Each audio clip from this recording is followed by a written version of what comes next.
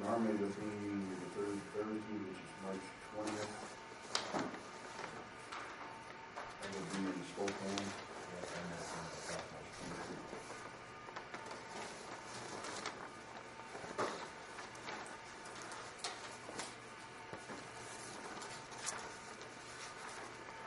March 20th? No, Oh. Okay. I am also. How about the 27th? yeah, actually, I can have one there. I got to do it in Carson, I do on the 26th. Yeah. But you're going on the 25th, right? And you come back to 26th, or? Yeah, I mean, I got to be in Carson, but I got to on the 26th.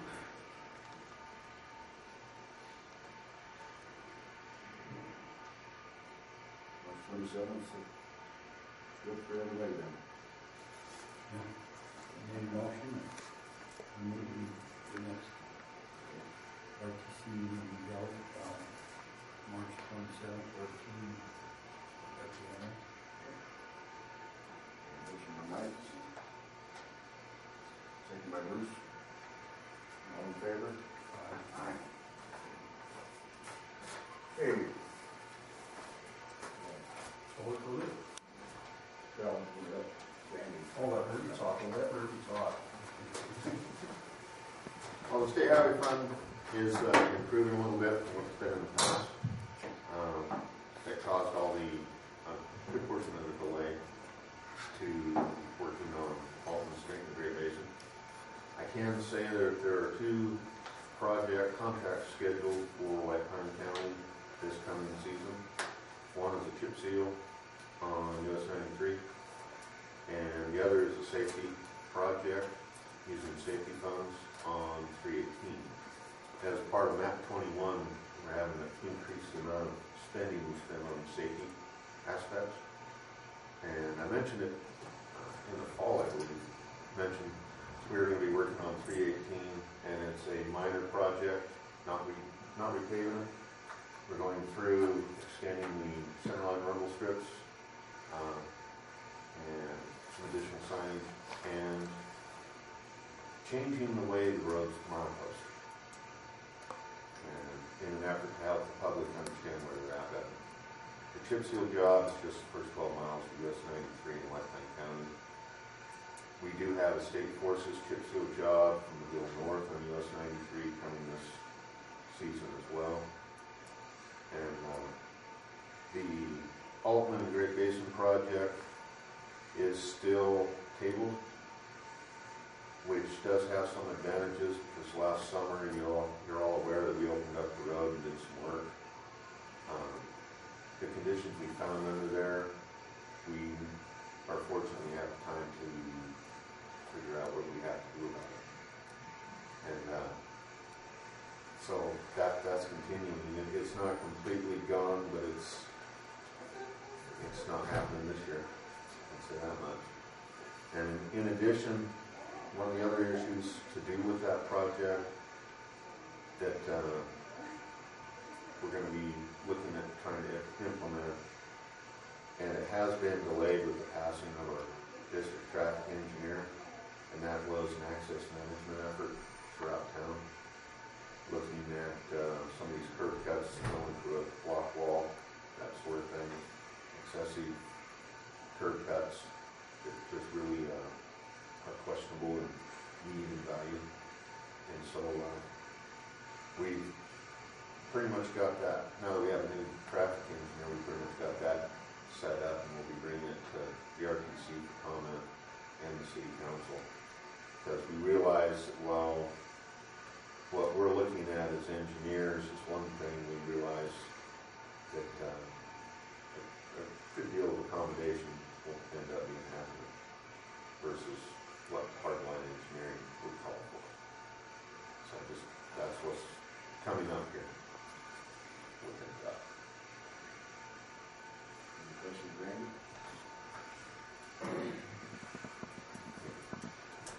Alright. Approving the RTC minutes, January 16th. Brief night, it's a public word, we'll take the right distance spreadsheets to review. Do you mind?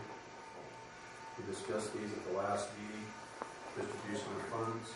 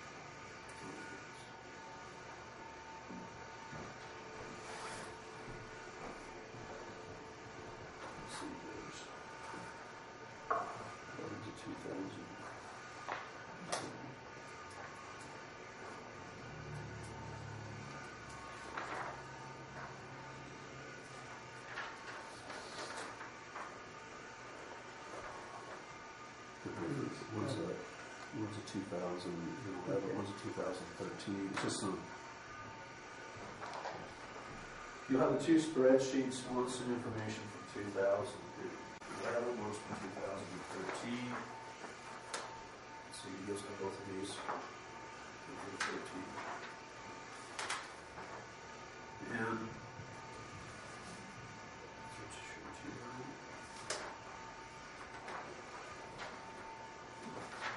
it shows you that, these breakdowns used to be by miles, and now they're broken down by population. And these miles here are what public transit is broken down to. And you'll see there's about a 79-21 split on miles. That's how these firms are normally split out public transit. We didn't receive one last year, and they're always about 3 or 4 months in arrears from the time that the county fuel supplier supplied their final figures sometime in January and February, and then it's a couple more months lag from the state before we get to actually get this report back. So when we get the current report back, we'll bring that back to RTC to show you what the numbers are. The numbers that I have right now, 961.42, and the city has a 52.48. I spoke with the state yesterday. They've done an audit. We're going to see within the next 30 days the report on that audit, and these numbers will more than likely change. I know that for a fact that I had one road that the high school kids had went out and measured, and it was roughly, they put down 12 miles, and actually it was like 28 miles. So we'll see some of those numbers change. Another road that stands out, and I've got to get what's going on it, the state legislature never recognized alleys as a standard county roads. And so I think that they put down alleys listed under their gas tax eligible standard county roads. So that might be coming back as a change for the city. But until that report comes back, I don't know where they're going to be with that figure. So just a little information there. The other one, and I know Mike was interested in this. If you look up under Clark County and look under the county total over to the right, you'll see that for that period, Clark County received over $8 million. And if you look down for what White Pine County received, it's broken down between White Pine County and the city of Ely, they received $195,000. Now, in my early morning thoughts this morning, I thought, I'd like to go back to 2004, 2005 and see where we're at versus where Clark County's at. What they did in 2003, they gave us a figure. We operate off the exact same gas tax amount 11 years ago. And what they did is they put in a clause there called hold harmless.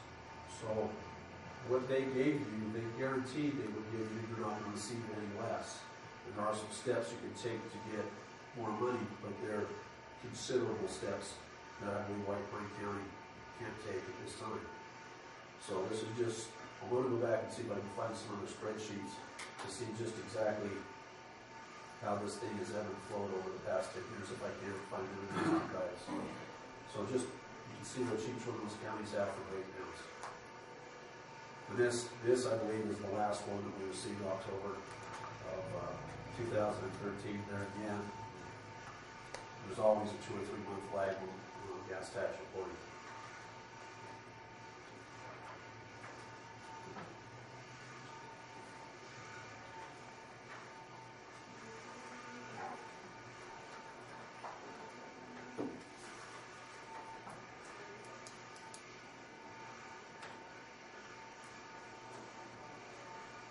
You said 190 something thousand, it showed 177. Okay, well, it says total. If you look, you'll see White Pine, Ely, and County total. It's a new one. Oh, what's the? Oh, I've got a new one. I apologize. I was looking wrong. I didn't know we got a new one. That's 177. Okay, so we got 177 and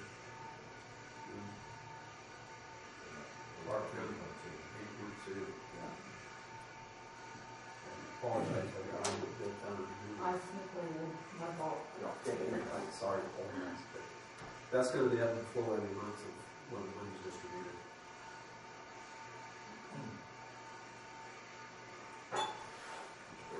You know, we're talking about this, and but in spite of them getting all the money, they're still broke. And I mean, they're taking it all, and they just bonded.